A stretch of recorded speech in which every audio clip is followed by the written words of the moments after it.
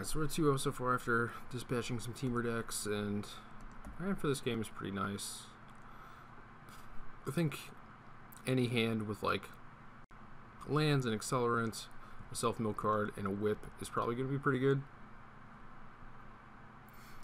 I keep ending up with like these kind of weird-ish cards in my hand, which I think is just going to be a product of the deck in general, but it makes me wish that there was something that you could loot with that was not complete garbage. I'm not sure if there is, but I'm definitely going to be looking for one, because ending up with like a bunch of Hornet Queens, or like, you know, the Doom Wakes, which are pretty slow, or even just like the Freaka, it's just like, it's so bad. And now we just kind of get to go off. Play Wayfinder, hopefully find an untapped land, which we do. Mill a Hornet Queen, which is pretty awesome.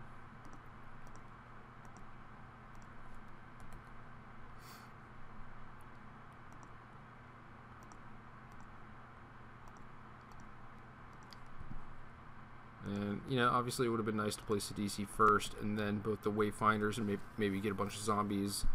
I think you don't really need to extract maximum value from all of your things, and in this case I have a Whip of Erebos anyway. Granted, I couldn't find a black source on the second Wayfinder. I do think that I kind of needed the untapped land to play out the second Wayfinder, but maybe it would have been better to just get Palace to ensure that I had double black, place a DC next turn, and then have a Satyr to go on the turn after. But I don't know. So now he's attacking with Seeker. Could have Raise the Alarm, Magma Jet, or Lightning Strike. If it's Lightning Strike, I do want to double block to draw that out. But I think I actually just want to double block anyway, just to make it so I can actually resolve my Sidisi trigger, because if he kills it with the trigger on the stack, then I won't get a zombie no matter what I mill. So I think this is a fine block here. And it's especially good if it just trades with the Seeker. And he just has another one, so I guess that play makes sense.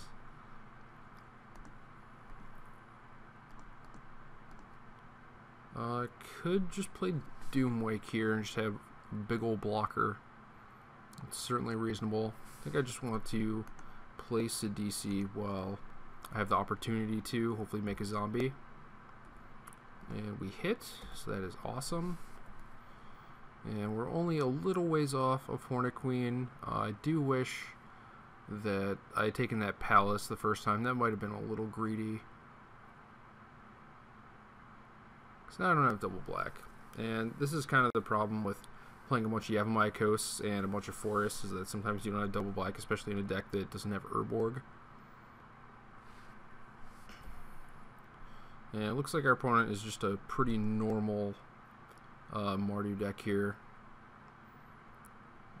We drew another Sidisi after he doomed that one, and I think I'm just going to play it. I'm in the same spot basically where I can play out Doomwake also, but I think it is better to just play these things while I can.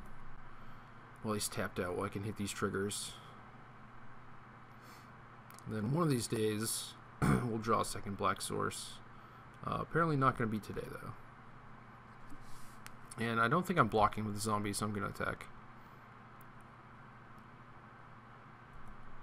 And if I block, it's pretty reasonable for him to just use a removal spell on Sidisi and kill my zombie too, and then be kind of far behind. I think I'd rather just take the damage from the Seeker. And he drew a mountain, which turns on Chain to the Rocks, so kind of unfortunate there.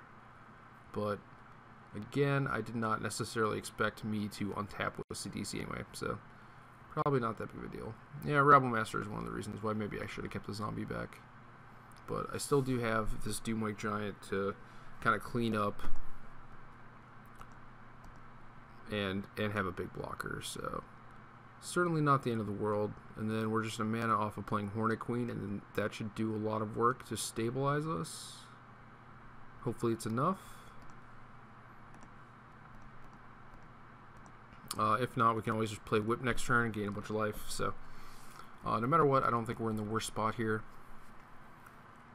There could certainly just be like a wave of butchers and Stormbred dragons in my future, and then I could never draw the land, in which case, you know, I'd probably lose that, but... Yeah, so he does have butcher. He's going to make the goblin and sack it. Give this guy haste, put me to 3 life, and then I'm basically locked into playing whip next turn if I don't draw land for Hornet Queen. But even if I do, it's like I can play Queen and then just die to a bunch of different things, mainly just Lightning Strike.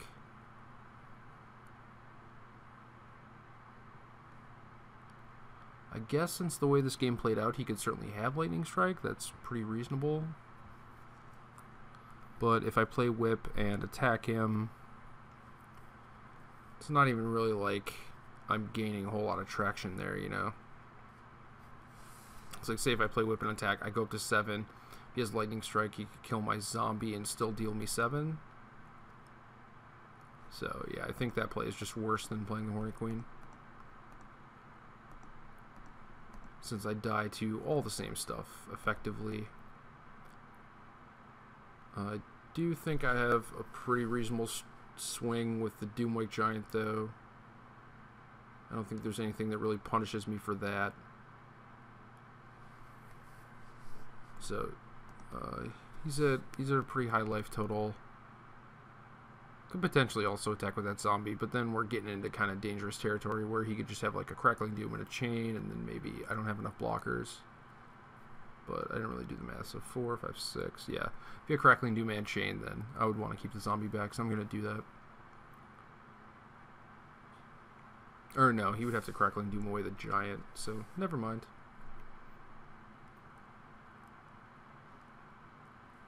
Could have probably attacked with the zombie.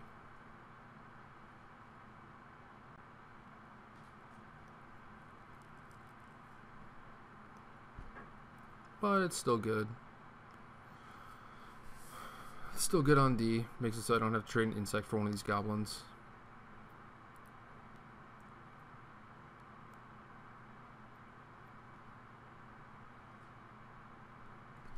Instead, he's just got a bunch of Rabble Masters. Potentially some 5s, since he just played an ETB tap plan this turn. And hopefully I should be able to gain enough life that it doesn't really matter that much.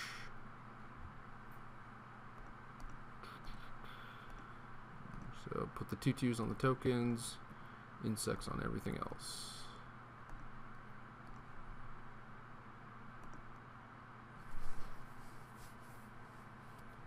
And he had an opportunity to gain some life there, but not really the biggest deal. Now I can whip something this turn. It's pretty cool. Oh, nope, I can't. I only have 3 black. I'm stupid.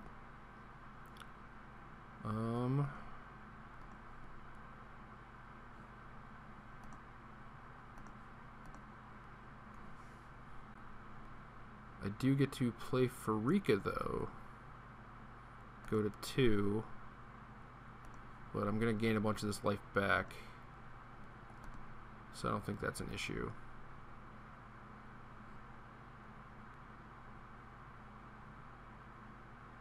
Yeah. And that'll do it. So gain the 9 life back up to 11.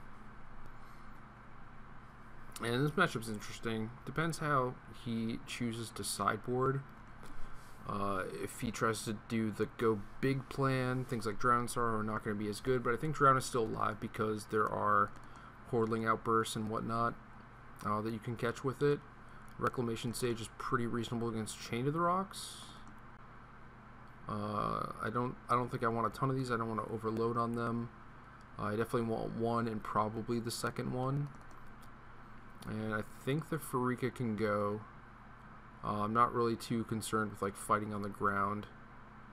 I think the Soul might be good going late, because Mardu actually just has a bunch of removal, and he might sideboard out his small stuff, anticipating it to be not as good.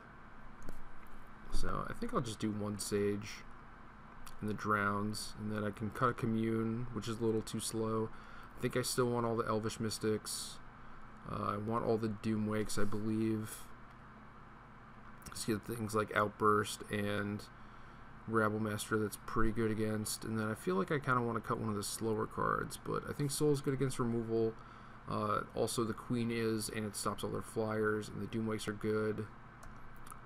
If I had to pick a card that would be the worst, I think it's the Hornet Queen. So I could either side out one of those or one of the communes. So it's kind of weird. It's like I don't want to naturally draw the Queen, but I do want to hit it when I mill myself. But if I'm setting up things that mill myself, I'm probably less likely to hit the Queen anyway.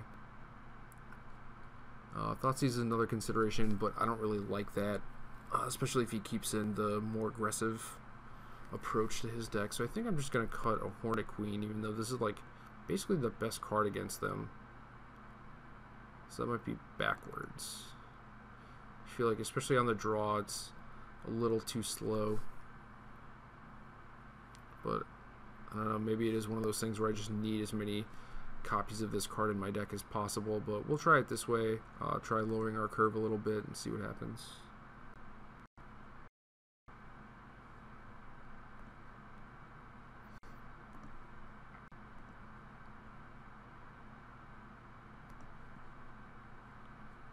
So this opener is pretty funny. I have a million mana sources, but only one temple to get me started, so I would have to scry into something. He kept 7, and if I hit a land, I think I'm in pretty good shape. But I don't know, it's still kind of weird. I just have a bunch of Wayfinders, a bunch of self-mill stuff. Those end up being pretty good with Courser, though, and the Drown is obviously pretty good with Courser. I just don't have answers to his big stuff, but maybe with enough selection, I'll be able to find some stuff. But it's all a matter of whether or not I think I'm going to hit this land. And I basically have 3 shots at it, and at that point I think I'm favored. And given my hand, I think if I hit a land, I will be pretty well set. Obviously I want some of the higher end stuff, but I think with the Wayfinders and the Courser, that should probably come pretty naturally. So we draw an Elvish Mystic, which is kind of good. And unfortunately I have to bottom the Sidisi. But the problem with the Mystic is that it could just die to any number of removal spells. So we don't actually hit a land in our 3 draw steps, so we just have to run the Mystic out there and hope that it lives. I am pretty much assuming that it's not going to, though. Especially after I'm passing the turn and he sees that I'm just missing my land drop. And he didn't kill it with a jet or a spray, or jet or strike. It's possible that, yeah, he just dooms it on his turn, which pretty understandable play, and we still do not have a land, so now we're kind of in trouble. It doesn't appear like Drown in Sorrow is going to be particularly good, but if he draws into a string of things like Rabble Master, then I might need it to catch back up.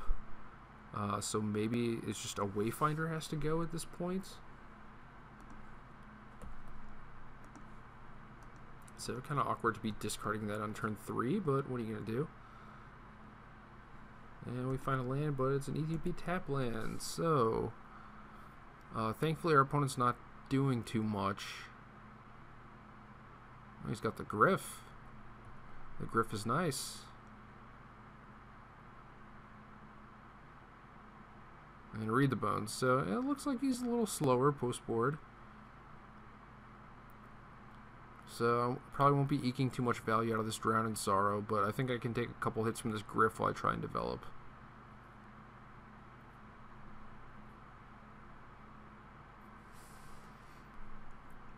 So now I could run out Courser. Man, I have so many options. I could run out Caryatid, but it's vulnerable to Crackling Doom. I think Wayfinder might be better because it would help ensure me having a 4th mana next turn. And I could also do stuff just like... oh, it doesn't do anything. It's the Griff. That Griff is so good. Yeah, I should have played Caryatid probably, and then played Courser next turn with a shot at hitting a land. I don't know why I thought my Satyr was going to do stuff. Griff is pretty nice. Now is he going to play like an Elspeth or something? This looks to be a 6, and I think that's the only one. Need to wake up. Said that already.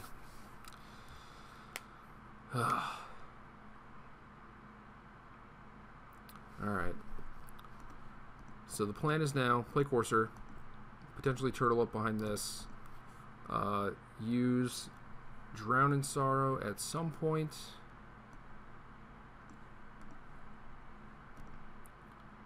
And then use Wayfinder to hopefully hit a Hornet Queen. And we have a Queen on top, and I think I have to keep it. I'm not that far off of casting it.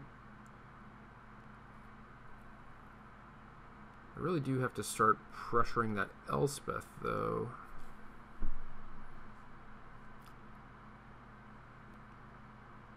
I need to find a way to do that, and Doomwake is probably the best way to do that. So yeah, okay, I'm just going to bottom this. Oh man, why'd I play the Wayfinder instead of the Caryatid? So dumb. And he still has Chain of the Rocks in after board, so that's good. That means if I draw my Reclamation Sage, it'll be live. Let's see what else he's got going on here. Sarkin. That is not good. I would have attacked with that Sarkin if I were him, though. He just doesn't even use it. That's weird.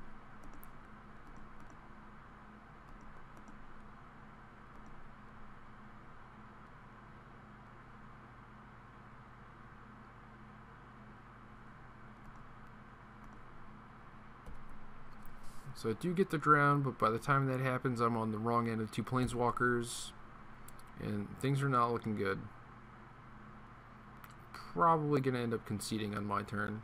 He's going to have an Elspeth emblem if he wants it.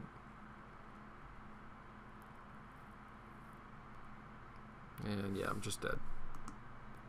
So kind of a risky keep. Since he brought in like the slow package, maybe that was just kind of silly. So now that we know he's slow, things change a little bit. Although I'm not sure if that's a product of him being on the play draw or not. So I could certainly sideboard for all the big cards and then end up just getting crushed by like Rabble Masters and whatnot. But it's kind of weird for him to switch back to that plan once I'm on the play. So if I were to guess, I would say that he is sticking with the control plan. And if that's the case, I definitely want some Thoughtseizes. And I think I want these negates. And then Mystics can go because presumably he has Anger or End Hostilities. Maybe I could like Ashiok him. It's certainly possible. Gotta make sure I kill the Griff because it shuts down Doomwake Giant. So I think I need to keep in these drowns. And maybe these communes are just bad. They dig for whip and everything. I don't know though. Seems like I'm going to be bricking off on a lot of stuff. Like my communes, my CDCs with all these spells.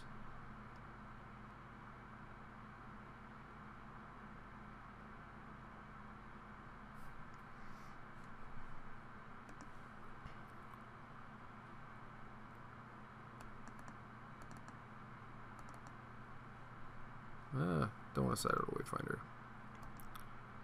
So I have 62 cards.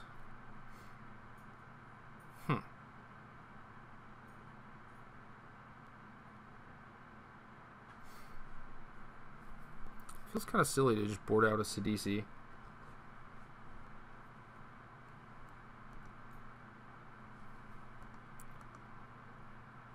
do want all this high-end stuff.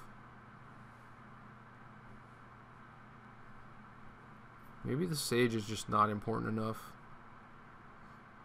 Just let him chain some stuff and it just is what it is. And then we'll just shave a CDC. Seems so bad though.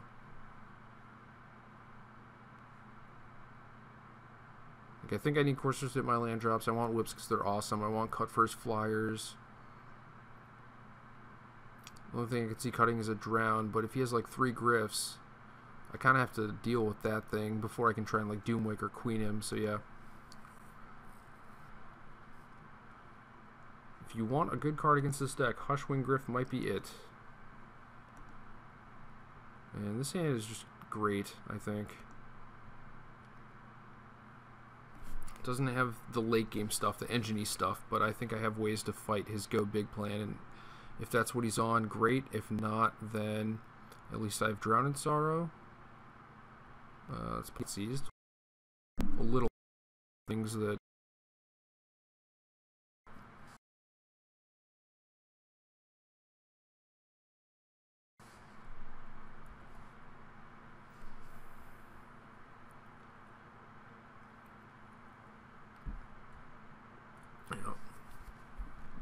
getting the old Thoughtseize. Alright. So I think I am most unhappy if he takes Wayfinder, but I could see him taking Thoughtseize or Negate and trying to punch something through also.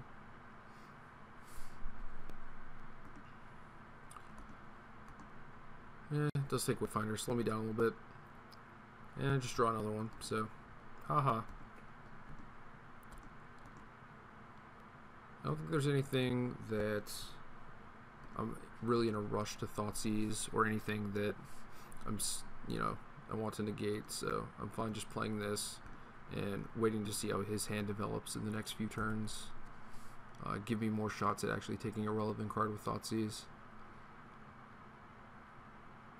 And he just Thoughtseizes me again, so fair enough. Maybe I'll just draw whatever you Thoughtseize next turn.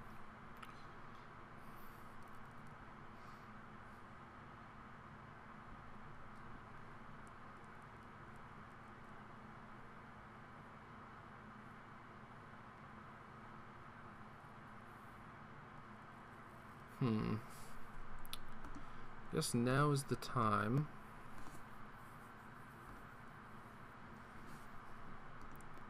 He has 2 Chain to the Rocks and 3 land. Forgemire Mountain. So very unexciting for him. Definitely don't want that land.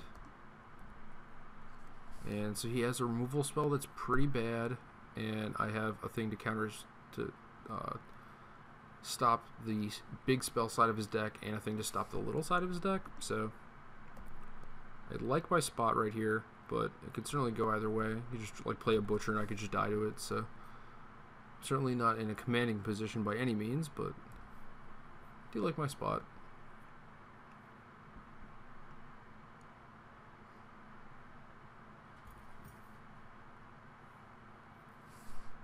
And we'll just keep playing Draw Go here. I remember when I had a 2-lander, and then I didn't anymore.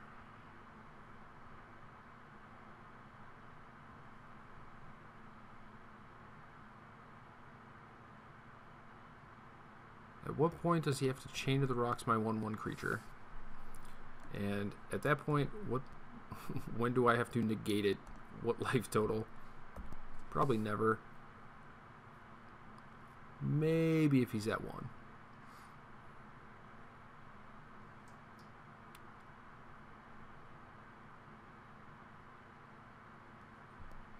That's a Sorin. Well, I have to counter that. I don't think I have a very easy way of dealing with that, so. Oh yes. Just speeding up my clock here. Come on, Soul of Innistrad. No souls.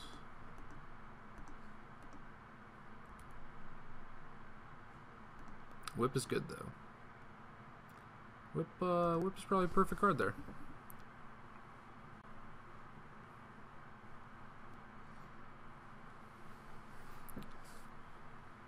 Seems like a fairly easy whip back Hornet Queen.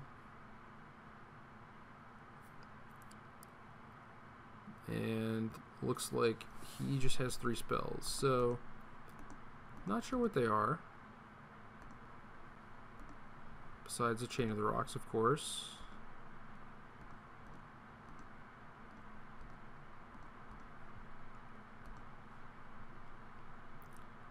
I feel like this is a pretty easy Hornet Queen. And then I don't know. Kind of feel like I have to attack this Elspeth, but maybe it's just attack him. He's at 9. Like by the time I knock this Elspeth down, he's probably just... he's gonna be dead instead. It's possible he has a sweeper and like an erase, and maybe I want to take this chance to actually hit his Elspeth to make sure I don't die to it, but I'm gonna have a Drown in Sorrow still, so I think it's just attack him.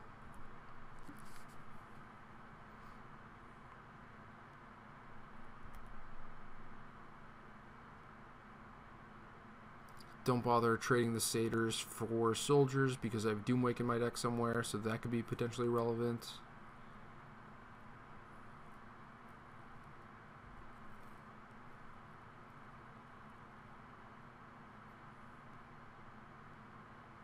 We'll see what happens this turn. Utter end my whip. Very unfortunate. So I have all these insects though. I'm going to Chain of the Rocks one of them to cut his clock by a turn. Or to add a turn to his clock.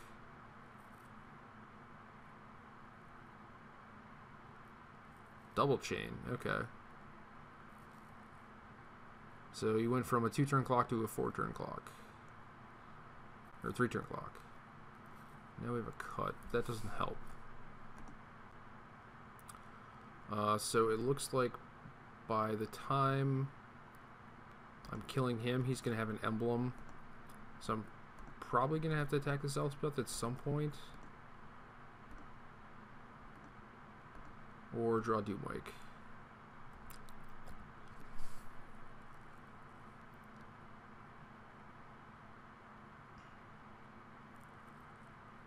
Thoughtseize bee. That's not good. That means he has an answer to my bees, probably.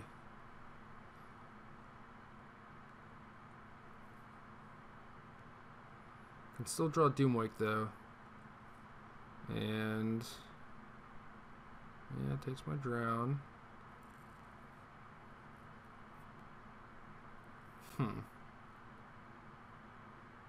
Sorin, jeez. That's a lot of life. It's a pretty good sequence for him.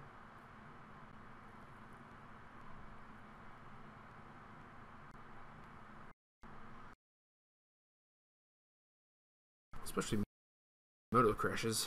That'd be horrible. Alright.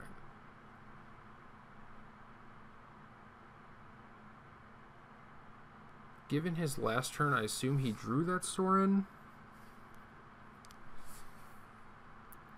Now what do I do? He's coming at me for 12 lifelink. He has no other creatures and no hand, so I'm fine cutting one of these things. So like, do I block with Wayfinders? I mean, I could Doomwake him, but if I do Doomwake him, is that even good? Is it like good for me to have these Wayfinders, or better for me to have him or have more life? I guess it's got to be better for me to have the Wayfinders.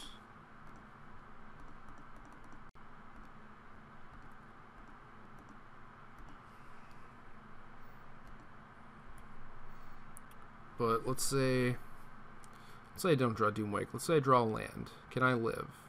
I can hit his Elspeth for 1. He can plus Sorin. I'll have max 3 blockers back. And he'll have 10 coming at me. And I'll be at 7. So maybe I actually just have to block 1. And then this turn I take 8. I'm at 9. Next turn I'll have 2 guys back and block. And then he still has 10. So if I do block, it has to be with both.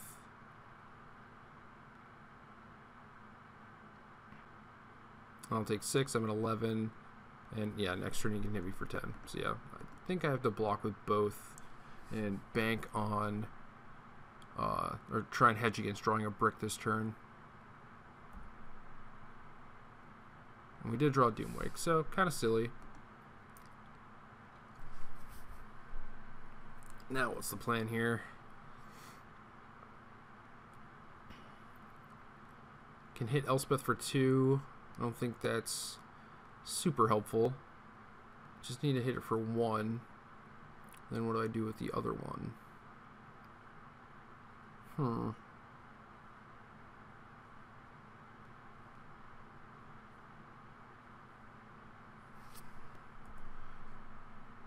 Don't think I'm going to be killing him from 12 anytime soon. But I also don't think that plinking one of his planeswalkers for 1 is super relevant, so which is more relevant? It might be attacking him, and then just like hoping I draw an enchantment to re-Doomwake him on the next turn, and then potentially put him on a 2-turn clock.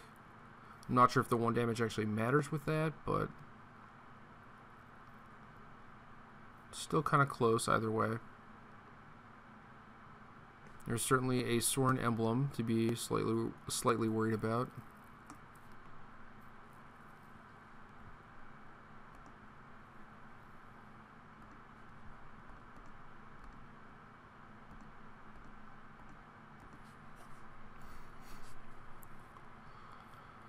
This game has been kind of funny. He had some nice draws, and I had this Doomwake when I needed it. And he sent me a message.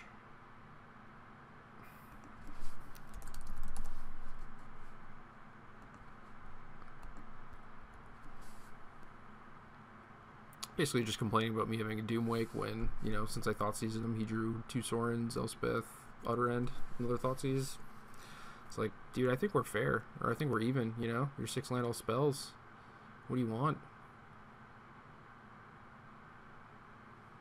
I put these cards in my deck so I could draw them. Oh, he drew Butcher, that's pretty good.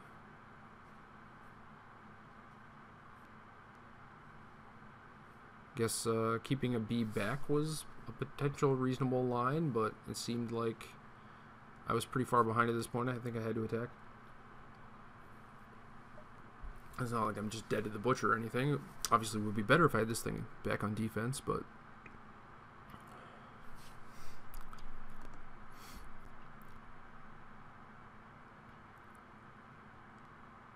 well, there's another thing.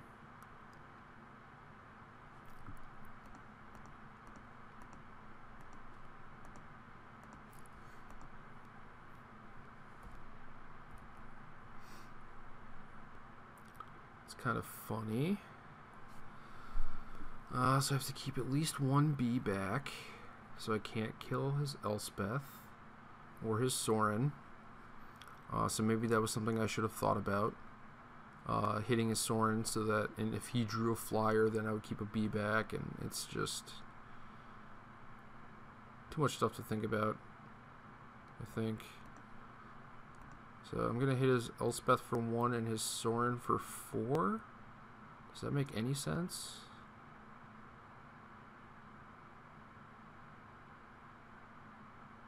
It makes more sense to hit his Elspeth for 4, I think. And hit his Sorin for 1. Because then, if all he does is make tokens and I draw another enchantment, then I can kill the Elspeth because he'll be at 4 exactly. And then I can just kind of worry about the Sorin later.